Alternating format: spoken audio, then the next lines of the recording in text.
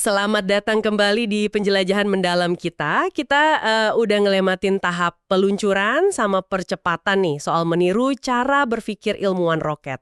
Hari ini kita nyampe di babak akhir yang wow penting banget. Tahap 3 pencapaian atau achieve. Ini tuh bukan cuma soal oke, target tercapai gitu aja. Tapi lebih dalam lagi, gimana Anda bisa benar-benar wujudin ide-ide terobosan dan ya potensi penuh Anda lah. Oke, mari kita bedah bareng ya. Biasanya kan kita mikir pencapaian itu ya soal menang, soal sukses. Tapi ternyata ada sisi lain yang mungkin bikin kaget nih. Gimana kalau ternyata kesuksesan itu sendiri malah penghalang atau bahkan guru yang menyesatkan. Nanti kita lihat gimana beberapa kisah sukses besar justru diam-diam nyimpen bibit bencana. Ini semua kita ambil dari buku Think Like a Rocket Scientist karya Ozan Farol. Jadi misi kita hari ini, gali intisari dari tahap akhir yang krusial ini. Gimana? Iya, betul banget. Yang menarik di sini tuh tahap pencapaian ini maksa kita ngelihat dua sisi mata uang yang seringnya kita pisahin atau malah salah paham. Maksudnya, kegagalan dan kesuksesan. Para ilmuwan roket ya, seperti yang digambarin Farol di buku ini, mereka nggak milih salah satu, tapi mereka justru belajar manfaatin keduanya. Nah, kita bakal telusuri nih, kenapa sih merangkul kegagalan, tapi dengan cara yang benar ya, yang cerdas, plus tetap waspada dan rendah hati pas lagi sukses, itu jadi resep pamungkas buat bikin lompatan penting di kerjaan dan hidup Anda. Ini soal memahami dinamika kemajuan secara, gimana ya, secara utuh gitu. Oke, menarik banget. Mari kita mulai dari ngebongkar pemahaman umum soal gagal dulu deh. Ini dibahas di bab 8 buku ini kan ya. Kita semua pasti pernah denger lah ya, kutipan keren dari film Apollo 13 itu, failure is not an option. Kegagalan bukan pilihan.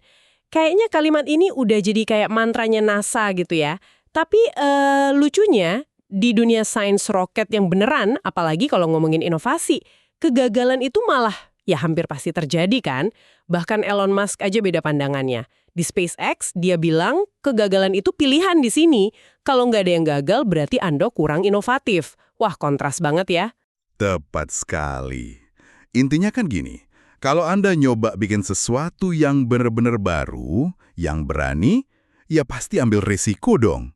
Dan resiko itu, ya namanya juga resiko pasti ada kemungkinan gagal. Kalau aja NASA dulu benar-benar kaku megal prinsip anti gagal, wah mungkin manusia nggak pernah ke bulan kali ya. Jadi kalau mau aman terus, nggak mau gagal sama sekali, ya sama aja artinya Anda nggak mau maju.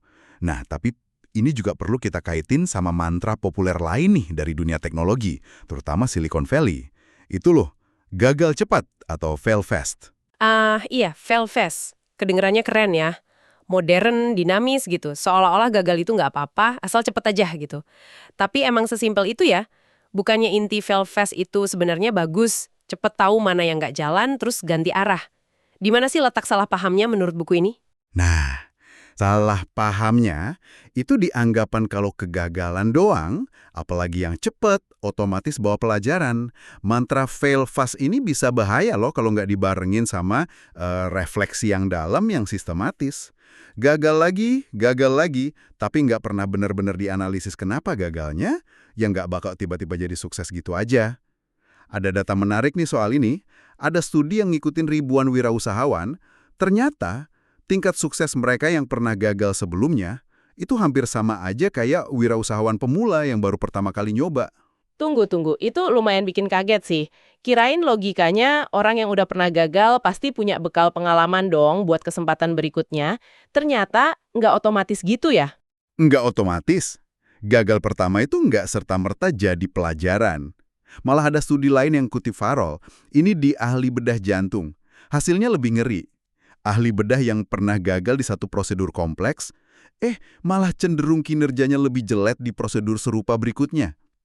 Ini nunjukin gagal itu bukan cuma kadang nggak ngasih pelajaran, tapi malah bisa bikin kebiasaan jelek atau respons defensif makin kuat. Kenapa bisa gitu? Ya karena kita, secara psikologis, cenderung pengennya nyembunyiin atau ngebelokin cerita atau bahkan nyangkal kalau kita gagal. Kan lebih gampang nyalahin faktor luar. Lagi apes, pasarnya jelek, si A, si B, daripada introspeksi. Lihat keputusan kita sendiri salahnya di mana. Oke, jadi jelas ya, gagal doang itu nggak cukup. Harus ada niat dan cara buat belajar dari situ. Nah, gimana caranya belajar dari kegagalan yang beneran? Buku ini ngasih contoh kuat banget. Steve Squires, itu loh, ilmuwan utama di balik misi Mars Exploration Rovers yang keren itu. Hmm, Proposal misinya dia buat ke Mars itu ditolak berkali-kali loh sama NASA sampai 10 tahun. Gila nggak tuh? ya. Tapi reaksinya gimana? Dia nggak nyalain NASA, dia malah ngaku kalau proposal awalnya emang belum cukup bagus.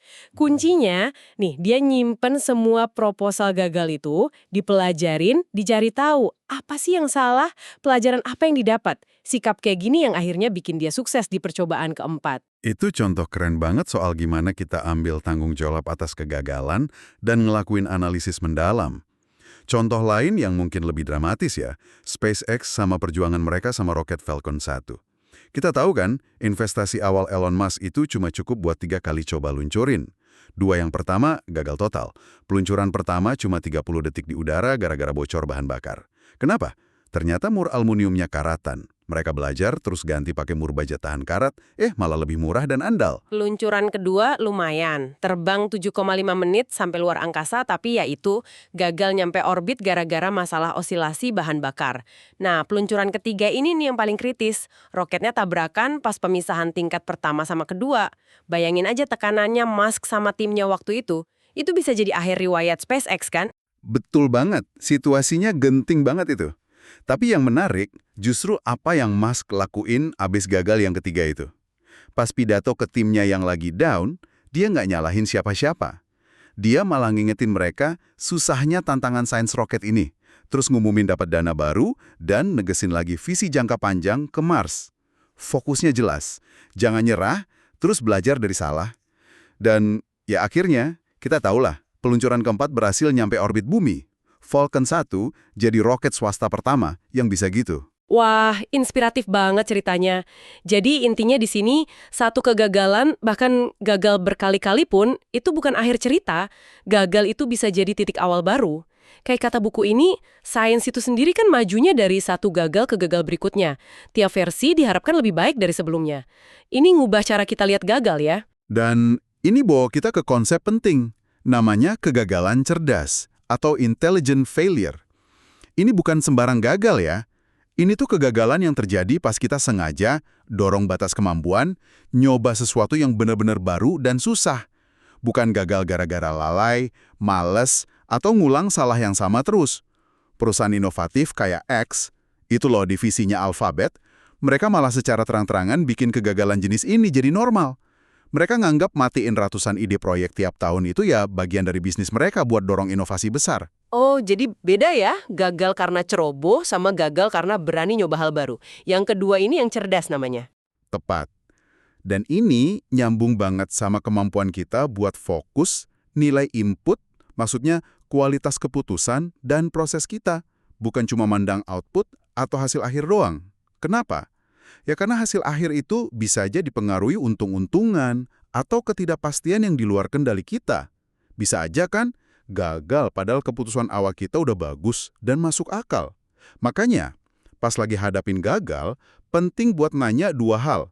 Apa yang salah dari kegagalan ini dan apa yang benar dari kegagalan ini.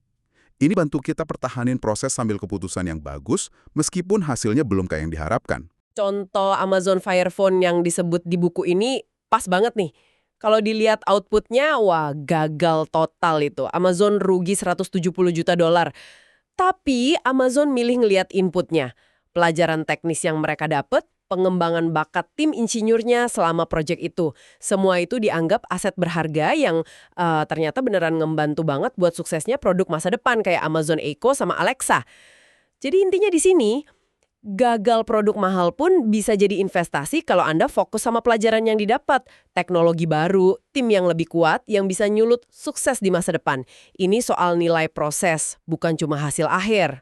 Dan pondasi biar bisa belajar efektif dari gagal, mau itu yang cerdas atau enggak, adalah terciptanya lingkungan yang aman secara psikologis atau psychological safety. Studi klasiknya Amy Edmondson di rumah sakit itu ngegambarin ini dengan jelas banget. Dia nemuin kalau tim medis yang dinilai paling bagus kinerjanya malah ngelaporin lebih banyak kesalahan medis. Bukan berarti mereka bikin lebih banyak salah loh ya, tapi karena di tim itu ada iklim keterbukaan. Stafnya ngerasa aman buat ngomongin kesalahan, nganalisis bareng, tanpa takut disalahin atau dihukum gak adil. Sebaliknya, di tim yang kinerjanya jelek, kesalahan malah cenderung disembunyiin karena ada budaya saling salahin atau takut sama atasan.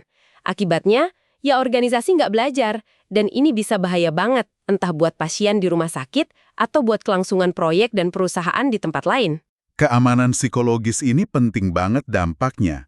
Bukan cuma bikin bisa belajar dari salah, tapi juga ngerangsang inovasi, ningkatin kerja sama tim, dan ngasih anggota tim keberanian buat nyuarain kekhawatiran atau bahkan nentang keputusan atasan kalau dirasa keliru. Coba deh Anda renungin, gimana caranya Anda bisa bikin semacam kotak hitam gitu di kerjaan atau hidup pribadi Anda. Semacam sistem atau kebiasaan buat nyatet, nganalisis, dan belajar dari kesalahan secara jujur. Mirip kayak NASA yang punya flight rules, itu loh, kumpulan aturan operasi yang terus diupdate berdasarkan pelajaran dari insiden atau kesalahan masa lalu. Itu kan pengetahuan institusional dari kegagalan. Menarik juga tuh konsep beautiful mass effect yang disinggung. Ternyata, nunjukin sisi rentan, termasuk berani ngaku pernah gagal, malah bisa bikin orang lain lebih suka atau percaya sama kita. Tapi ada catatannya nih, ini biasanya berlaku setelah kita berhasil bangun reputasi sebagai orang yang kompeten. Jadi penting buat pemimpin buat nggak takut nunjukin sisi manusiawinya, ngakuin kesalahan sendiri. Bener banget. Jadi ya, merangkul kegagalan dengan cerdas dan bangun lingkungan aman buat belajar, itu separuh dari persamaan pencapaian ala ilmuwan roket. Tapi ada separuh lagi yang sama pentingnya, dan mungkin lebih bahaya karena sering nggak kita sadari, yaitu bahaya yang ngumpet di dalam kesuksesan itu sendiri. Nah, ini dia nih bagian yang paling lawan intuisi. Kita masuk ke bab 9, bahaya tersembunyi kesuksesan. Gimana ceritanya sukses bisa jadi masalah? Buku ini langsung ngasih contoh yang tragis banget dan jelas, bencana pesawat ulang-alik Challenger tahun 1986. Kita tahu kan dari sejarah, ada peringatan jelas dari para insinyur, terutama Roger Bojoli dari Morton Thiokol, soal potensi rapuhnya cincin O-ring, di roket pendorong pas suhu dingin. Peringatan sepenting itu sayangnya diabaikan sama manajemen Thiokol dan juga pejabat NASA. Pertanyaannya kan kenapa peringatan sepenting itu bisa diabaikan gitu aja? Salah satu faktor kuncinya ya karena masalah mirip sama O-ring, kayak ada erosi atau kerusakan kecil. Itu udah pernah kejadian di penerbangan-penerbangan sebelumnya. Tapi karena misi-misi sebelumnya itu selalu berakhir sukses, pesawatnya mendarat selamat, ya kerusakan O-ring itu lama-lama dianggap risiko yang bisa diterima. Fisikawan legendaris Richard Feynman yang nyelidikin kecelakaan Challenger, nyeletuk pedes kalau NASA waktu itu kayak main Russian roulette. Tiap kali mereka berhasil lolos dari masalah, bukannya benerin akar masalahnya, malah tanpa sadar nurunin standar keselamatan. Anomali atau penyimpangan kecil lama-lama dianggap normal. Ngeri banget ya. Dan pola yang sama keulang lagi belasan tahun kemudian di bencana pesawat ulang-alik Columbia tahun 2003. Pas peluncuran, ada potongan busa isolasi gede dari tangki luar, lepas terus nabrak pinggiran sayap pesawat. Masalah serpihan busa ini juga bukan hal baru, udah sering kejadian di misi sebelumnya, tapi biasanya nggak bikin rusak parah. Nah, kali ini ada insinyur namanya Rodney Rocha, khawatir banget. Dia minta berkali-kali supaya NASA pakai satelit mata-mata buat foto detail sayap, ngecek kerusakannya separah apa. Permintaannya ditolak sama manajer misi tingkat atas, Linda Ham. Rocha dan teman-teman yang khawatir malah dianggap lebay. Ada yang ngejek mereka chicken little atau ahli busa, foamologist. Dan lagi-lagi, kenapa permintaan analisis lebih lanjut itu ditolak? Ya karena ada rasa aman palsu dari rekam jejak sukses sebelumnya. Udah ada 112 penerbangan pesawat ulang-alik yang sukses sebelum Columbia. Meskipun masalah busa nabrak ini udah sering kejadian. Kesuksesan beruntun itu bikin buta para pengambil keputusan sama risiko yang sebenarnya lagi naik. Ini persis kayak kutipan Bill Gates tadi. Sukses itu guru yang buruk. Ia goda orang pintar buat mikir mereka nggak bisa kalah. Jadi sukses itu bisa nipu kita ya, bikin kita lengah, percaya semua baik-baik aja, terus kita mulai abai sama tanda bahaya kecil, dan akhirnya jadi terlalu pede atau overconfident. Nah, inilah yang disebut jebakan kepuasan, complacency trap, sama fenomena normalisasi penyimpangan, normalization of deviance. Sukses yang datang terus-terusan, apalagi kalau sebagian gara-gara untung, damlak yang nggak kita sadari, itu bisa banget nyembunyiin kesalahan atau risiko mendasar di sistem kita. Kita cenderung lupa ngitung peran keberuntungan pas lagi ngerayain kemenangan. Normalisasi penyimpangan itu terjadi pas standar, mau itu keselamatan, kualitas, atau etika, pelan-pelan turun seiring waktu karena sukses di masa lalu bikin penyimpangan kecil kelihatan nggak bahaya. Contohnya ya kasus O-ring sama busa di NASA tadi. Buku ini juga nyatet fakta kalau anggaran buat staf jaminan kualitas di NASA dipotong banyak banget sebelum bencana Challenger. Ini bisa dilihat sebagai gejala puas dan abai sama risiko. Analoginya mungkin gini, kayak Anda dengar bunyi aneh di mobil, awalnya mungkin khawatir, tapi karena mobilnya tetap jalan normal berbulan-bulan, lama-lama Anda biasa aja dan nganggap bunyi itu nggak bahaya. Sampai suatu hari mobilnya mogok total. Di NASA, bunyi aneh itu ya kerusakan kecil di O-ring atau serpihan busa yang diabaikan karena misi sebelumnya selamat, sampai akhirnya kejadian bencana. Jadi, kesuksesan bisa bikin kita berhenti belajar, berhenti nanya-nanya status quo, berhenti dorong batas. Kita jadi cenderung pengen pertahanin formula yang udah terbukti berhasil, dan jadi malas ambil risiko baru. Padahal risiko baru itu mungkin perlu buat tumbuh atau adaptasi jangka panjang. Bahkan, Farol bilang kalau sukses yang terlalu mulus, terlalu teratur, tanpa gangguan sama sekali, itu malah bisa jadi tanda ada kelemahan tersembunyi. Ini ngingetin saya sama cerita Reed Hastings, pendirinya Netflix. Dia pernah bilang khawatir waktu rasio hit atau suksesnya serial dan film ori Netflix jadi ketinggian. Buat Hastings, itu bisa jadi tanda kalau mereka kurang berani ambil risiko kreatif, terlalu main aman. Wah, menarik banget pandangan itu. Terus gimana dong caranya kita lawan rasa puas diri yang bisa muncul gara-gara sukses ini? Buku ini ngasih beberapa contoh inspiratif. Ada kutipan dari pelari cepat juara dunia Maurice Green. Latihlah seolah-olah Anda nomor 2, meskipun lagi di puncak. Tetap lapar, tetap rendah hati. Ada juga contoh atlet hebat kayak Bo Jackson atau Mia Hamm yang terkenal selalu fokus ke proses latihan dan eksekusi yang sempurna, bukan cuma ke hasil akhir atau menang kalahnya. Mereka nggak pernah terlalu senang berlebihan sama pencapaian karena selalu lihat ada ruang buat diperbaiki. Contoh organisasi yang paling kuat soal ini mungkin ya Netflix itu sendiri. Mereka nunjukin berani banget buat secara proaktif ganggu model bisnis mereka sendiri sebelum ada pesaing yang lakuin. Ingatkan transisi mereka yang bikin heboh dari bisnis utama nyewain DVD lewat pos ke streaming. Banyak pelanggan marah waktu itu.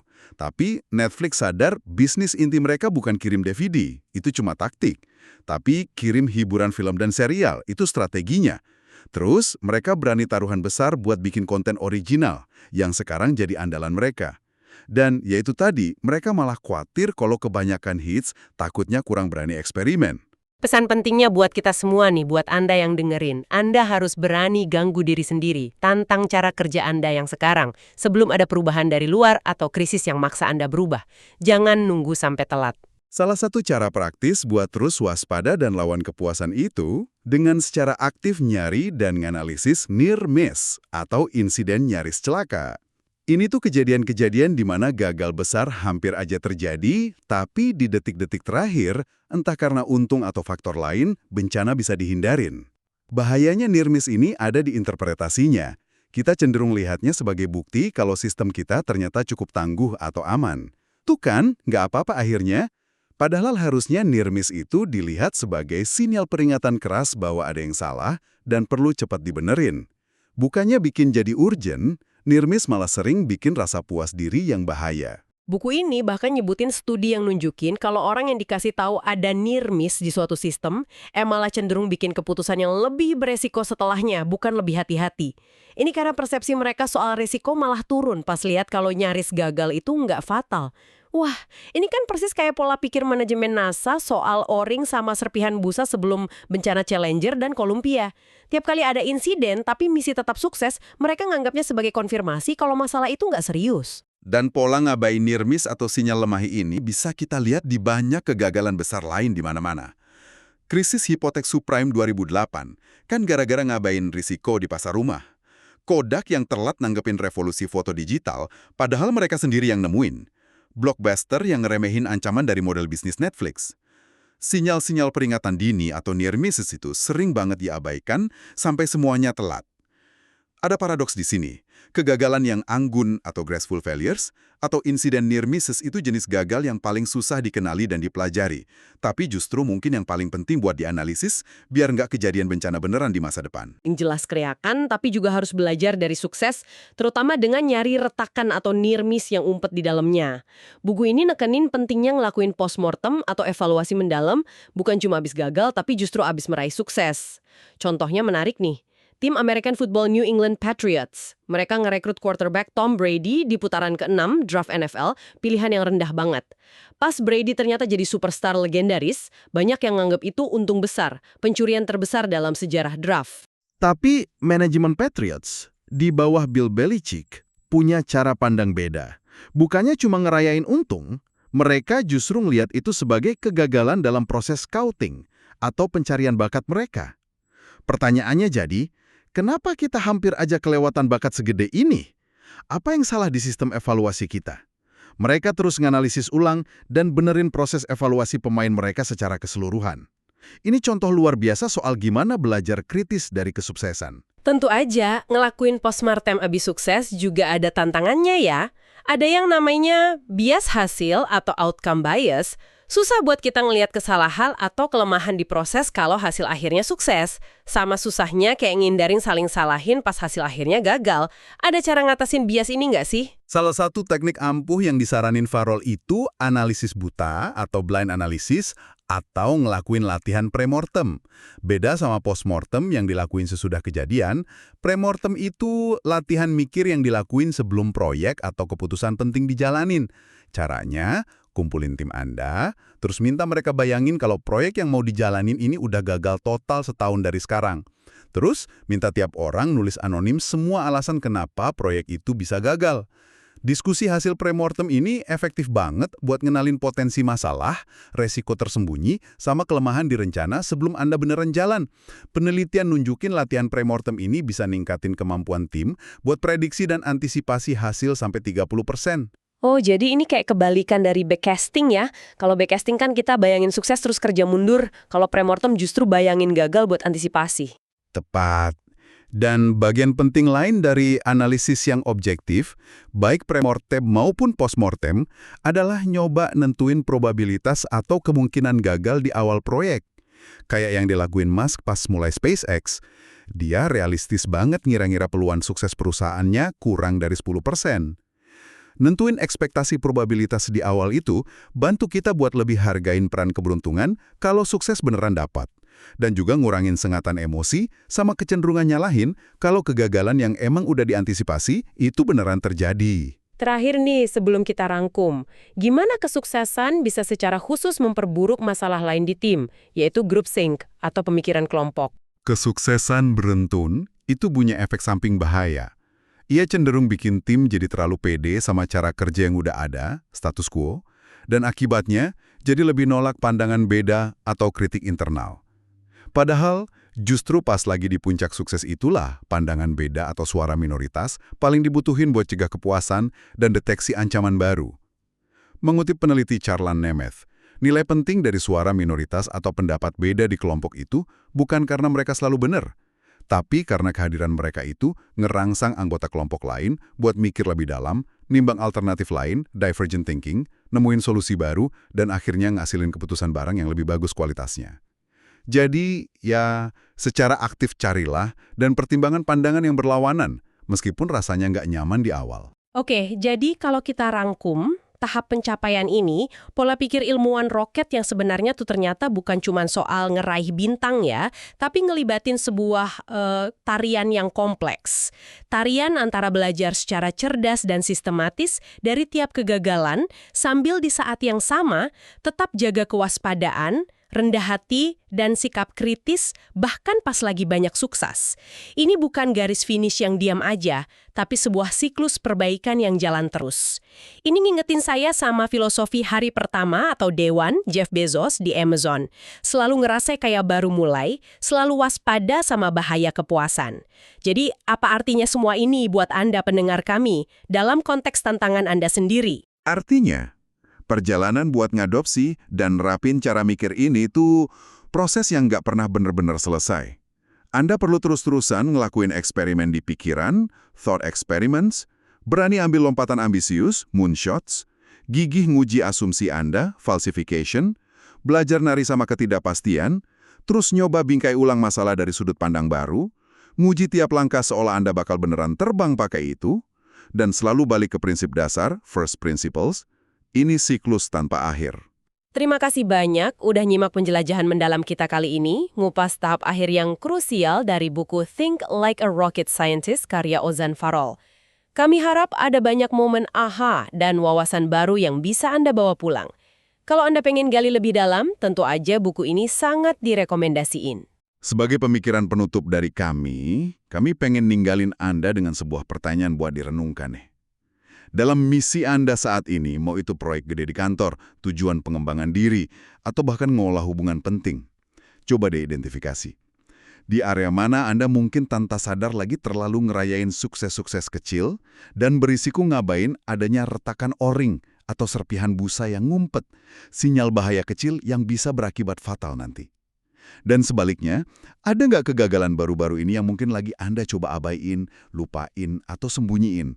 Padahal kalau Anda berani bedah dengan jujur dan sistematis, malah bisa jadi pintu gerbang ke kemajuan terbesar Anda berikutnya. Renungkan itu baik-baik. Sampai jumpa di penjelajahan berikutnya, teruslah berpikir kritis, teruslah belajar, dan teruslah berani mengambil lompatan.